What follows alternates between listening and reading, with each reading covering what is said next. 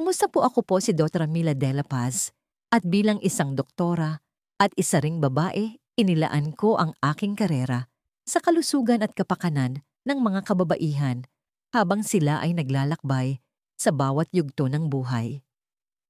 Sa loob ng maraming dekada, nasaksihan ko kung paano hinuhubog ng pananaw ng lipunan ng ating mga personal na buhay, lalo na sa mga sensitibong paksa tulad ng intimacy at pagtanda. Naisip niyo na po ba kung paano nagbabago ang inyong mga pagnanasa at intimacy pagkatapos ng edad na 60? Sa napakatagal na panahon, ang ating kultura ay naglagay ng hindi kinakailangang hiya at mga pagbabawal sa sexualidad sa pagtanda. Maraming kababaihan ang pinaniniwala na ang pagnanasa at sariling pagbibigay kasiyahan, self-pleasure, ay dapat nang maglaho pagkatapos ng menopause. Ngunit ibang-iba po ang sinasabi ng siyensyang medikal at ng ating sariling mga karanasan sa buhay. Sa katotohanan, ng inyong sexualidad ay hindi nawawala. Ito ay nagbabago lamang. Ang masturbasyon ay nananatiling isang natural, malusog at isang napaka-personal na bahagi ng buhay, gaano man karami ang kandila sa inyong huling birthday cake. Gayunpaman, may mga mahahalagang bagay na dapat tandaan, lalo na sa inyong edad na 70s at 80s. Sa talakayang ito, ating tutuklasin ang 8 mahahalagang kaalaman na dapat malaman ng bawat babae tungkol sa self-pleasure pagtanda at sa kanyang pangkalahatang kapakanan. Kayo man ay patuloy na nagagalak sa sariling pag-aaliw o simpleng mausisa lamang tungkol sa papel nito sa inyong mga huling taon, ang talakayang ito ay tutulong sa inyo na gabayan ang inyong paglalakbay ng may kumpiyansa, pagtanggap sa sarili at karunungan. Simulan na po natin. Una, totoo pong nagbabago ang inyong katawan, ngunit hindi ibig sabihin na kailangan ninyong itigil ang pagtamasa ng intimacy. Ang pagtanda ay isang paglalakbay ng pagbabago, hindi ng limitasyon. Maaaring hindi na tumutugon ang inyong katawan sa paraang tulad ng dati, ngunit hindi nangangahulugan na ang kasiyahan ay hindi na ninyo abot kamay. Sa katunayan, ang yugtong ito ng buhay ay nag-aalok ng pagkakataon upang tuklasin ang intimacy sa mas malalim, mas may layunin at lubos na kasiyasyang paraan. Habang bumababa ang level ng estrogen pagkatapos ng menopause, maaari ninyong mapansin ang mga pagbabago sa pagnanasa, pagkaantig at pagiging sensitibo. Ang panunuyo ng ari, vaginal dryness o pagnipis ng mga tissue ay maaaring magpabago sa pakiramdam ng haplos at minsan ay maging hindi komportable. Ngunit ang mga pagbabagong ito ay hindi mga hadlang. Sila ay mga paanyaya lamang upang tayo ay umangkop. Sa mga tamang pagsasaayos, ang self-pleasure ay maaring magpatuloy na maging isang mapagkukunan ng aliw, koneksyon at pagpapahayag ng sarili. Ito ang panahon upang pakinggan ang inyong katawan ng may pasensya at pag-aalaga. Sa halip na mag-focus sa mga lumang gawain na hindi na pareho ang pakiramdam, magdahan-dahan po tayo. Mag-eksperimento sa iba't ibang uri ng haplos, tuklasin ang mga bagong bahagi ng katawan na nakapagbibigay kasiyahan, erogenous zones at yakapin ang kapangyarihan ng pananabik.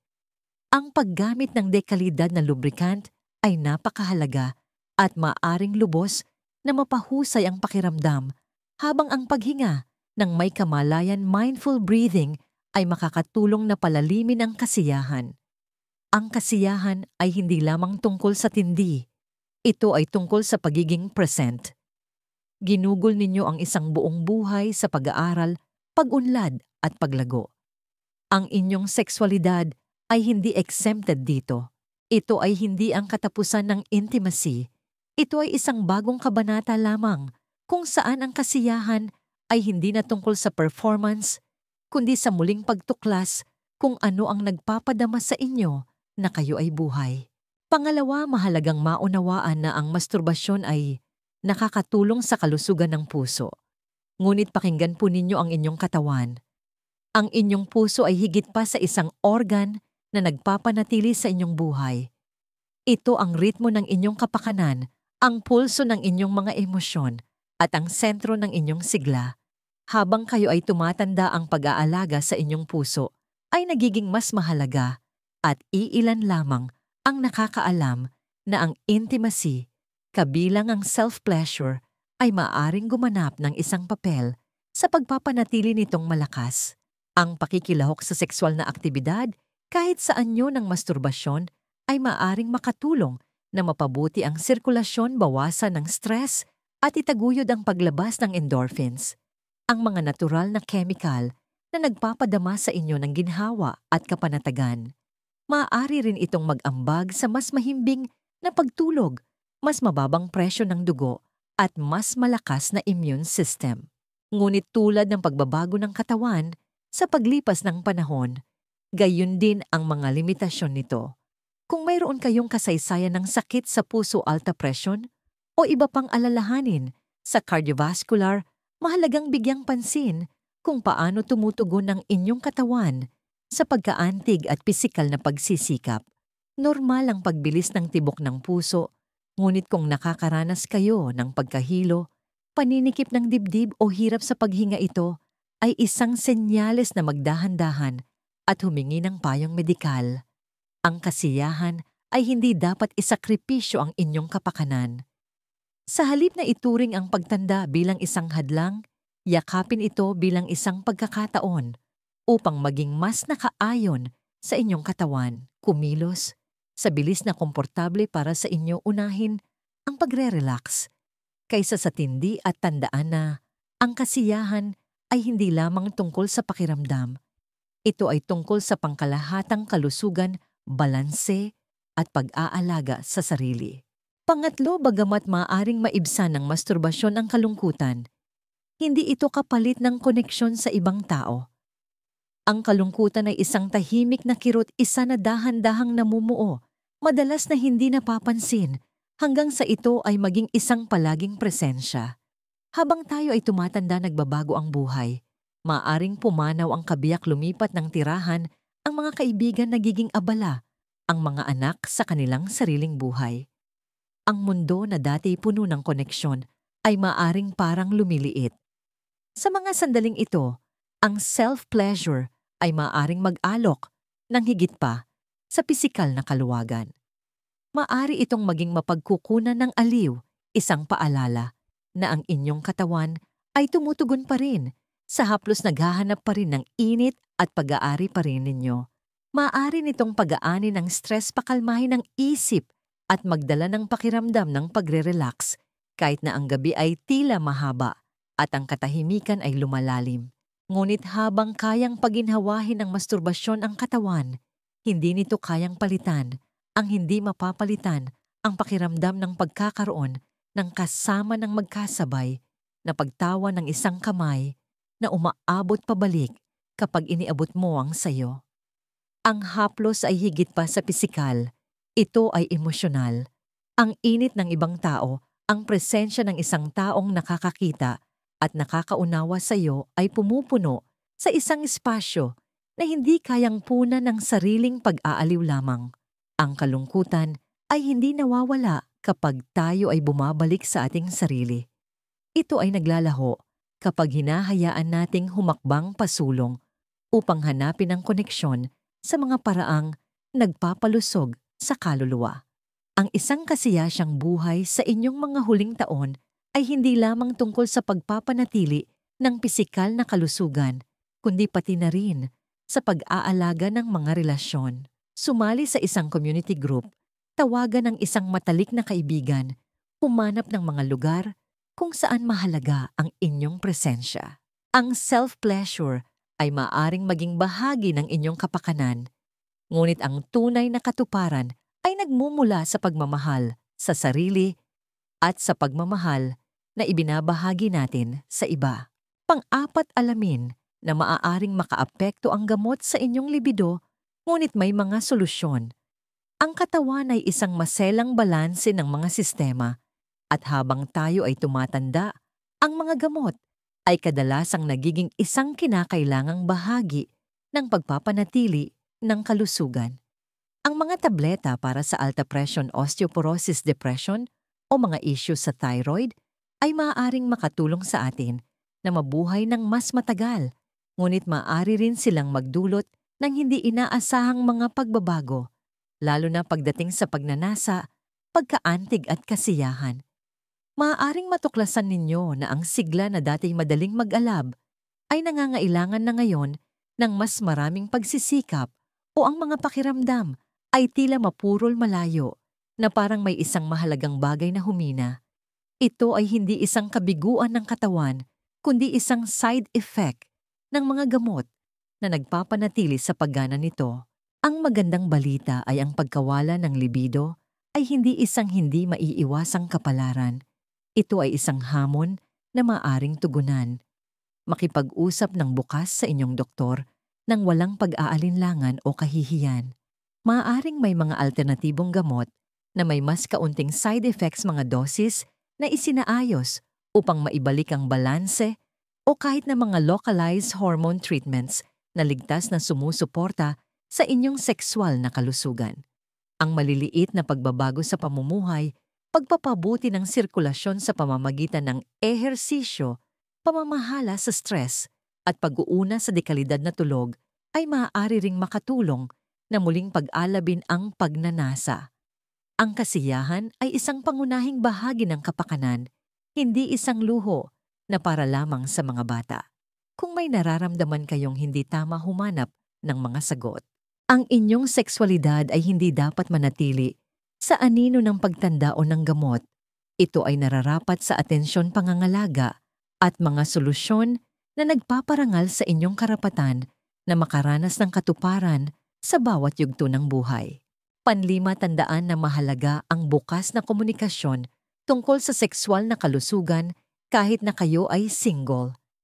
Ang sexualidad ay hindi nawawala sa pagtanda, ngunit maraming kababaihan ang nag-aatubiling pag-usapan ito kahit sa kanilang sarili.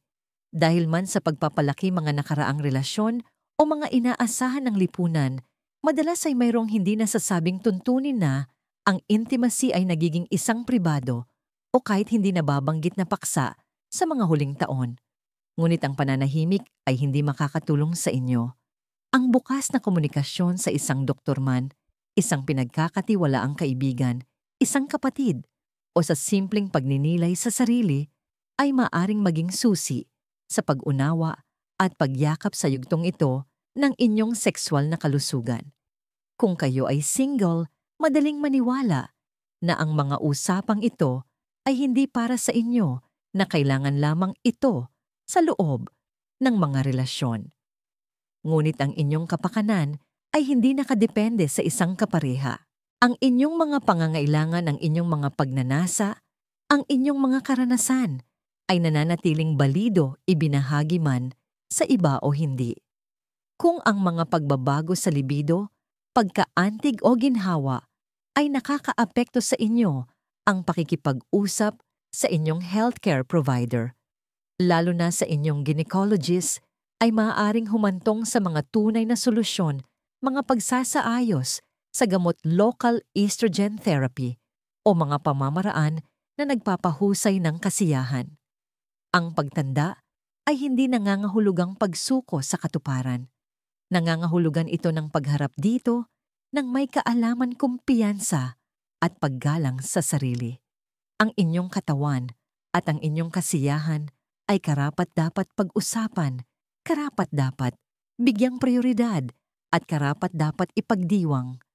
Ang pananahimik ay hindi kailanman naging tanda ng karunungan. Ang pagiging bukas ang siyang humahantong sa pag-unawa, paggaling at kagalakan. Pang-anim, unawain na ang pagtuklas ng mga bagong pamamaraan ay maaaring magdulot ng bagong tuklas na kasiyahan. Ang pagnanasa ay hindi kumukupas sa pagtanda. Ito ay nagbabago. Nagbabago ang katawan, nag-iiba ang mga pakiramdam, at ang dating walang kahirap-hirap ay maaring mangailangan na ngayon ng pasensya at pagkamalikhain. Ngunit ito ay hindi isang kawalan. Ito ay isang paanyaya na magdahan-dahan muling tumuklas at galugarin ang kasiyahan sa mga paraang angkop sa kung nasaan kayo ngayon. Maraming kababaihan ang natutuklasan na ang mga pamamaraang kanilang inasahan sa loob ng maraming taon ay hindi na nagdudulot ng parehong tindi o kasiyahan. Ngunit hindi ito nangangahulugan na ang kasiyahan ay hindi na abot kamay. Nangangahulugan lamang ito na oras na para umangkop. Ang pag-iexperimento sa iba't ibang anyo ng haplos-diin o ritmo ay maaaring pumukaw sa pagiging sensitibo sa mga bagong paraan. Kung ang panunuyo ng ari o nabawasang pakiramdam ay naging hadlang, ang mga dekalidad na lubrikant ay hindi dapat mawala at maaaring maibalik ang ginhawa na ginagawang mas kasiya siya ang bawat haplos. Kung nagbago ang inyong kilos o kasanayan sa kamay, ang mga vibrator at iba pang mga laruan na idinisenyo ng may ergonomic features ay maaaring mag-alok ng mga bagong karanasan na nangangailangan ng mas kaunting pagsisikap, ngunit naghahatid ng parehong kasiyahan. Ang mga sensory elements, maligamgam na paliligo, malasutlang tela, malambing na musika, ay maaaring magpataas ng pagkaantig sa pamamagitan ng pag-engganyo sa isip, pati na rin sa katawan. Ang kasiyahan ay hindi lamang tungkol sa pag-uulit. Ito ay tungkol sa pagkamausisa. Kapag binitawan ninyo ang mga inaasahan at hinayaan ang inyong sarili na mag-explore, maaari ninyong matuklasan na ang yugtong ito ng buhay ay may mas malalim at mas mayamang pakiramdam kaysa sa inyong inaakala. Ang pagnanasa ay hindi pag-aari ng nakaraan. Ito ay pag-aari ng mga handang yakapin ang kasalukuyan ng may bukas na mga kamay at bukas na puso. Pampito, alamin po ninyo na ang paghingi ng propesyonal na payo ay maaaring magbago ng lahat. Madalas tinatanggap ng mga kababaihan ang mga pagbabago sa kanilang sexual na kalusugan bilang isang hindi maiiwasang bahagi ng pagtanda, isang bagay na dapat tiisin sa halip na tugunan. Ipinapalagay nila na ang humihinang libido, masakit na pakikipagtalik o kawalan ng ginhawa sa panahon ng intimacy ay simpleng halaga ng pagtanda. Ngunit ang mga hamong ito ay hindi mga hadlang. Sila ay mga senyales, mga pahiwatig na mayroong isang bagay sa katawan na nangangailangan ng atensyon, pagsasaayos o pangangalaga. At ang paghingi ng propesyonal na payo ay maaring gumawa ng lahat ng pagkakaiba. Ang isang gynecologist ay maaring makatulong na matukoy kung ang mga gamot, mga pagbabago sa hormonal tulad ng vaginal atrophy o mga pinagbabatayang kondisyong pangkalusugan ay nag-aambag sa mga pagbabago sa sexual na paggana. Mayroong mga paggamot, mga localized estrogen cream o sing-sing pelvic floor physical therapy o simpleng pagsasaayos sa gamot. Ngunit marami ang hindi kailanman sinusuri ang mga opsyong ito dahil sa hiya o pagpapaubaya. Ngunit walang nareresolba ang pananahimik. Walang kahihiyan sa pagtataguyod ng inyong sariling kasiyahan, sa pagbibigay prioridad sa inyong kapakanan, sa paghahanap ng mga solusyon na nagpapahintulot sa inyong patuloy na maranasan ang mga kagalakan ng intimacy. Ang sexual na kalusugan ay kasing halaga ng kalusugan ng puso, kalusugan ng buto, o kalusugang pangkaisipan. Ito ay bahagi ng isang buo at masiglang buhay. Ang tamang pakikipag-usap sa isang healthcare professional ay maaaring humantong sa ginhawa, pagpapanibago at muling pagtuklas sa mga pakiramdam at katuparan na inakala ninyong naglaho na. Ang pagpili ay nasa sa inyo, tanggapin ang paghina o yakapin ang posibilidad ng isang bagay na mas mabuti. Nararapat sa inyo ang huli. Pangwalo at marahil ang pinakamahalaga, ang pagyakap sa inyong sexualidad ay isang gawa ng pagmamahal sa sarili. Ang inyong sexualidad ay hindi tinutukoy ng edad at hindi rin ito isang bagay na dapat ninyong bitawan dahil lamang sa sinabi ng lipunan na ang pagiging kaakit-akit ng isang babae ay para lamang sa mga bata. Ang pagnanasa ay walang expiration date at ganoon din ang inyong karapatan na makaranas ng kasiyahan, koneksyon at pagpapahayag ng sarili. Ang pagyakap sa inyong sexualidad sa yugtong ito ng buhay ay hindi pagiging maluho. Ito ay isang gawa ng pagmamahal, sa sarili isang deklarasyon na kayo ay naririto pa rin, masigla pa rin, at karapat-dapat pa ring magalak. Sa napakatagal na panahon, ipinaramdam sa mga matatandang babae na sila ay invisible, na parang ang kanilang mga katawan ay hindi na mahalaga sa larangan ng pagnanasa. Ngunit ang katotohanan ng inyong katawan ay may kakayahan pa ring makaramdam ng kasiyahan. Maaring mangailangan ito ng iba't ibang uri ng haplos, mga bagong pamamaraan, o mas maraming oras upang magising. Ngunit ang esensya kung sino kayo, ang bahagi ninyo na naghahanap ng init, koneksyon at pakiramdam, ay hindi kailanman nawala. Ang pagpaparangal sa bahaging ito ng inyong sarili ay nangangahulugan ng pagtanggi sa hiya at pagyakap sa mga pagbabagong kaakibat ng edad, hindi bilang mga limitasyon, kundi bilang mga bagong posibilidad. Ang pagmamahal sa inyong sarili sa ganitong paraan ay higit pa sa kasiyahan. Ito ay tungkol sa pagkilala sa inyong halaga.